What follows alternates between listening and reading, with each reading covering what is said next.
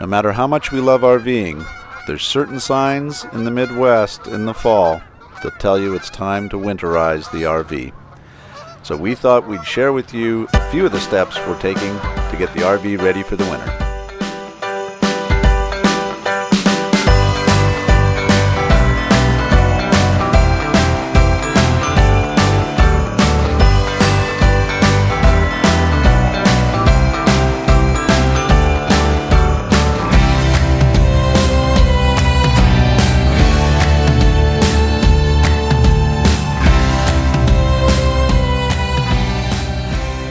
Merry Christmas from Forward Journey.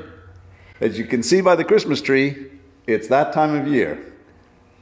Here we are in the middle of December, and we need to get things ready for the cold winter ahead. We've been fortunate so far in Iowa. It hasn't been that cold yet, but we do want to winterize the fleet, the Forward Journey fleet. And so I thought we would share with you some of the tips that we use to store the RV for the winter. We're not experts, but we thought we would share what works for our RV and what we're doing, and maybe you can learn from that. And certainly if you have tips and suggestions for the things you do to winterize your RV, please include them below and add them to the comments. So today's video will be the end of season 2. We hope you've enjoyed some of the journeys that we've been on since we've come back this year in 2021.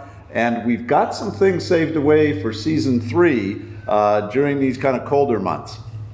We had a lot of fun taking more trips this summer that we haven't even gotten to share with you yet. So we're excited to share those in the new year. So thank you very much for journeying with us so far in this Forward Journey. Hope you enjoy these tips that we talk about as we put the RV away for the winter. One of the steps I do when getting ready to store the Class B for the winter time is making sure that I've got the tires aired up and pressurized as they're going to sit for a little while. So find yourself a good air pump with an indicator on it. I'll show you inside my tire pressure monitoring system that I use, and just one of the steps that we do to get ready for winter. Here you can see the caps that are on my tires. You'll notice because I've got duals, there's the other one. And those are the sensors that then send the signal up to the screen up front.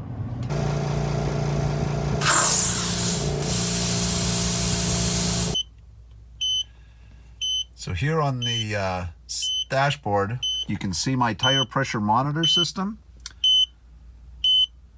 And right now it's showing me that 2 of the tires are below the target that I've set for them. And so it gives me an audible alert and flashes. So it keeps track of all 6 tires. One of the things that we really enjoy about living here in the Midwest is that it gives us the opportunity to have a little bit of space. And so with our house, we were able to get a great storage shed, or shop as we call it. And we're very fortunate in that this is where we can keep all the Forward Journey fleet during the cold winter. So we're going to walk through our winterization that we do here on the RV. And again, we probably don't have to be that drastic because we're fortunate to store it inside along with the motorcycle and the vet. But these are good pragmatic steps to take, and we do want to do some driving this winter out with the RV. And so it's best to make sure that the water system is winterized. One of the first steps of getting the RV ready for the winter is to remember that this is a motorhome, so it's still a car. So the same steps that I do with the Corvette and with the motorcycle to get it ready are part of our winter prep. One of the things I do is I put a battery trickle-lator charger on the car so that the automotive or chassis battery stays charged during storage. So on our Ford Transit, the automotive battery is actually located, I believe, underneath the driver's seat. So they have a terminal here, a positive terminal, and then I just attach the negative somewhere here, metal on to ground out the charger, and then it's just plugged in. And I'm simply using rather inexpensive battery tender, but I have found that that has worked great for the motorcycle, the Corvette, and now for the RV. The next step that I do to prep the vehicle for winter storage is to make sure I put some gas line stabilizer in the fuel tank. So I've been using Seafoam There's also Stable, but I found Seafoam has worked good with the motorcycle, the Corvette, and now for the RV. Again, these I'm just sharing what has worked for me. I'm not an expert, so do make sure you check and make sure that the additive you're using is appropriate for your vehicle. But this has worked fine for us. One trick that you need to pay attention to, if you have a capless fuel tank like this, you do need to buy one of these devices that you can insert so that you can get the funnel in and get past that. It's appropriate to make sure that you measure out the right amount of additive per gallon that you're looking to do. And then I tend to put this Stable in and then drive the vehicle for a little bit so that I know it's gotten mixed in across the tank and that I've got some of the treated gasoline through the injectors and into the engine. Another good maintenance tip, or as you're getting ready to store it, certainly once a month at least, you do need to run your generator, even if you haven't been camping in a while. So one of the things I did, I prepped the car chassis as I normally do with fuel stabilizer if it's going to store for a little while. And then I'd like to run the generator now just to make sure that I get that same kind of fuel stabilizer flowing through the generator fuel injectors as well. So in my rig, it's pretty simple. I just hit the start button. We'll give it a second and the generator's in auto start mode. It should fire up here in just a little bit.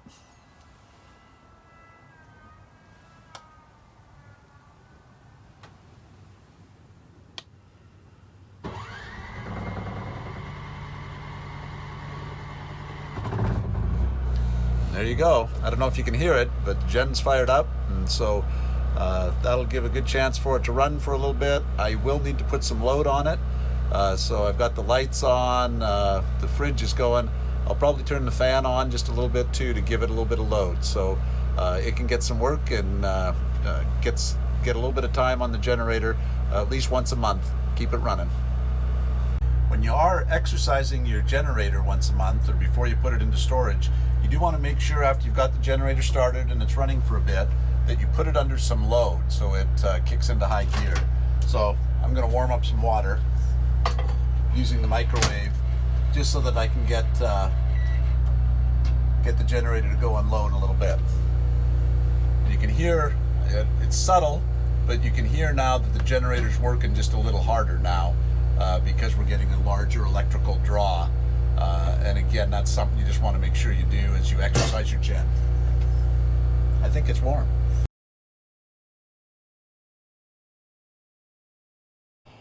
All right, well, we're going to do the winterization of the plumbing system now.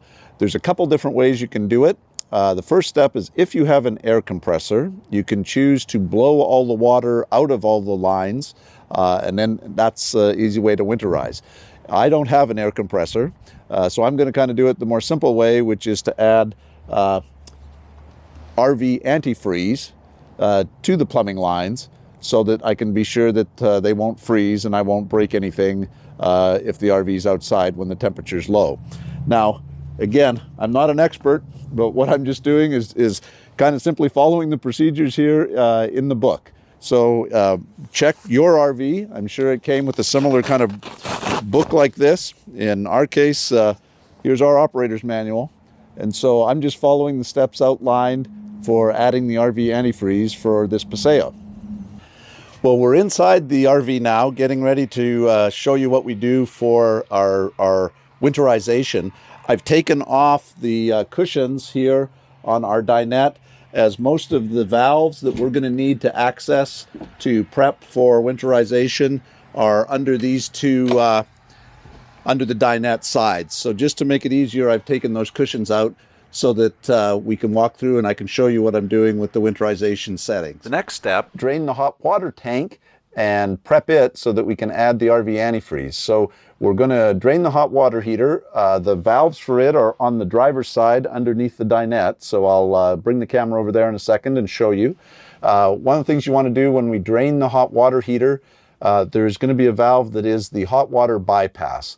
So when you're adding RV antifreeze to the lines, you don't want the RV antifreeze in the hot water tank. So we're just going to drain the hot water tank, and then we'll set the bypass on there so that the RV antifreeze won't flow into the hot water heater when we bring it into the rest of the plumbing. So underneath the driver's side dinette is where the Truma Combi, Truma AquaGo water heater and furnace is located. And so underneath this side, down here beneath these cables, are the two bypass switches that we're going to need to reach. It's a bit awkward, but I'll try to kind of indicate them with my hand. You can see the one here that's labeled pink is the Winterization bypass. So we're going to change that switch. It's in normal mode right now. It's running this way, and we're going to move it to the Winterization setting. So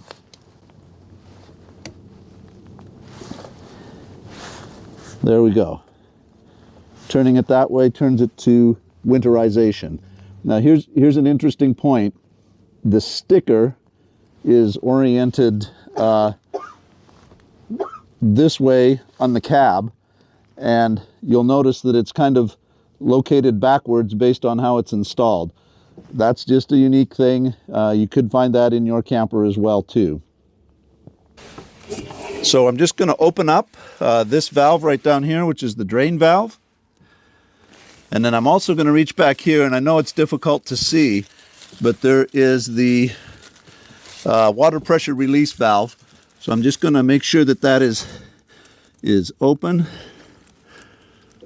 There we go. Here's the clean water draining out of the hot water tank. The next step we're going to do is to add the RV antifreeze. So in our camper, this Winnebago is equipped with a siphon hose that allows you to do this winterization step easily. We're located at this time, we're now on the passenger side underneath the dinette, and I'll show you the valves here and I'll show you the siphon hose.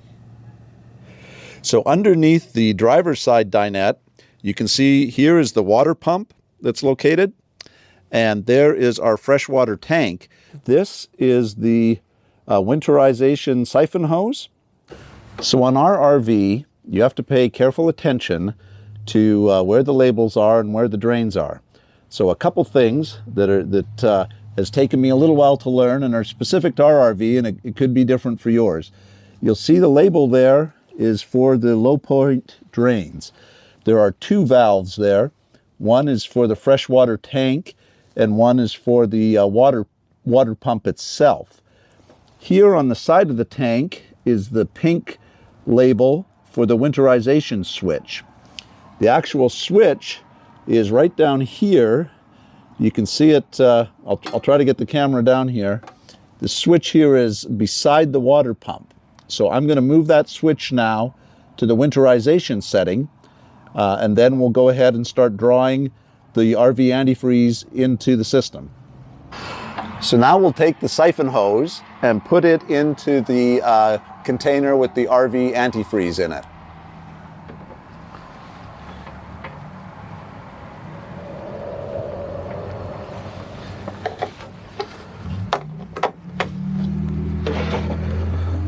So I've got that set up back here. I'll show you a look at that with the camera.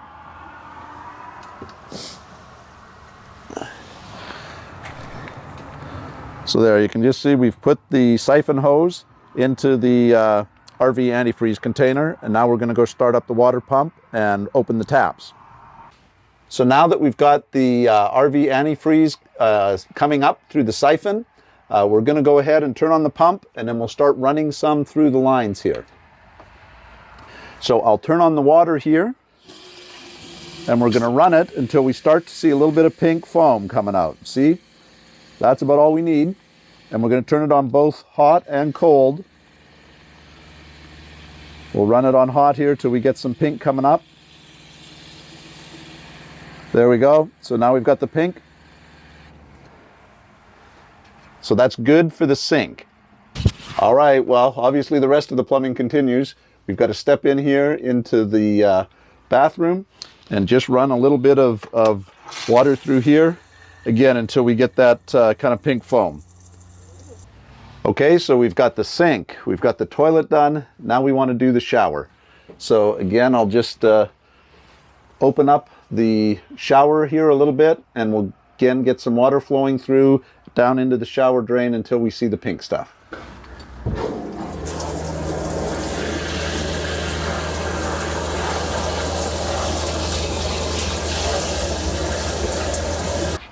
All right, and since our system uses a separate pump for the shower drain, I'm going to turn that pump on and get some of the antifreeze flowing through that pump into the gray tank. So you can see that pink water is being sucked down now into our shower drain. And that'll ensure that there's antifreeze in that line as well. One other sink that we've got to do is the sink in the bathroom here. So same drill. I've got the RV antifreeze plugged into the siphon hose and the water pump is on. I'm just going to run some water here through the sink in the bathroom to make sure that we see pink. There it is. And we're going to do both hot and cold. Make sure we get the pink. Looks good. And it's okay to let that pink go through. We do want a little bit of pink in the sink trap just to make sure that it is got antifreeze in it as well.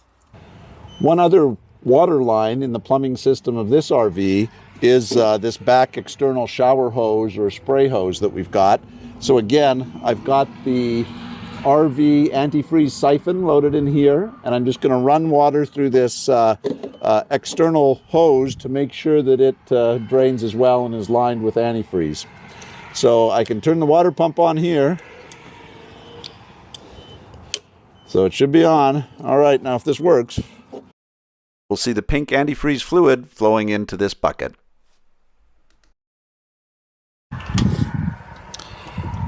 So one of the things I'm going to do is just make sure I had emptied the black tank and the gray tank before we started the winterization process. But on our RV, there is one unique thing. My gray tank has a gray tank dump pump. It's weird. The gray tank on this RV is located on the passenger side, and my dumps for my black and gray are located over on the driver's side. So Winnebago has a gray tank drainage pump, and I want to make sure that that one has RV antifreeze in its lines as well.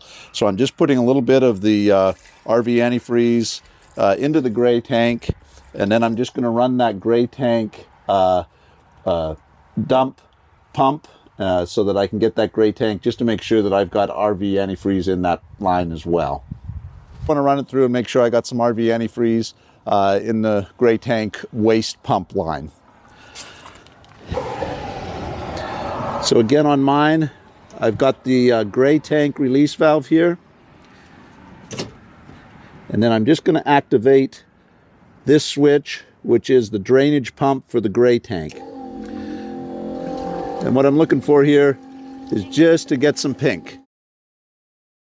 And there we got pink. We've got pink in the line. Those are the steps we follow to winterize the RV. We make sure we've got the tires aired up and in good shape. We ensure that the chassis battery's got a battery charger on it. We make sure that there's a gas stabilizer, gas line antifreeze in the lines. We empty the hot water tank, and then we fill all the RV plumbing lines with RV antifreeze.